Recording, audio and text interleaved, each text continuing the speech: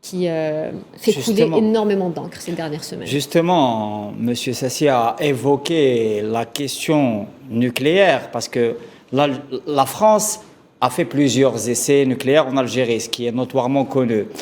Ce qui est plus grave, c'est que la France dissimule encore les plans où sont entassés ces déchets nucléaires. La revendication a été plusieurs fois portée à la connaissance des plus hautes autorités françaises et il y a eu systématiquement un refus. D'ailleurs, dernièrement, il y a eu même le chef d'état-major français qui avait accepté dans un premier temps de remettre ces plans et qui ensuite n'est pas resté à son poste de chef d'état-major. Et ça me conduit à parler de la question de l'Europe de l'Est, justement le vieux continent qui est sur une conjoncture de tension très grandissante. Justement. Quand on connaît la disposition de l'OTAN, qui l'a exprimé clairement et qui déploie des armes nucléaires à la frontière russe, à soutenir l'Ukraine contre une soi-disant invasion russe qui viendrait.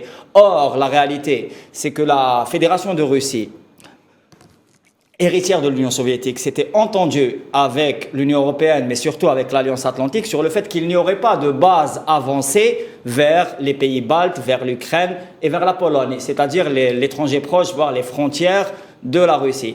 Cette condition-là a été transgressée et maintenant on a plusieurs bases en Lettonie, en Lituanie, en Ukraine, en Pologne, qui sont, et la précision est importante, nucléarisées. Et il n'y a pas que l'OTAN, il y a aussi d'autres puissances qui sont en train, si vous voulez, de mettre encore plus de tension dans la région. Par exemple, le rôle de la Turquie en mer Noire. Le rôle aussi de la France qui soutient bec et ongle l'opposition biélorusse. Merci, Monsieur Sofiane Baroudi. Je le rappelle, vous êtes journaliste analyste géopolitique. Vous venez de soulever le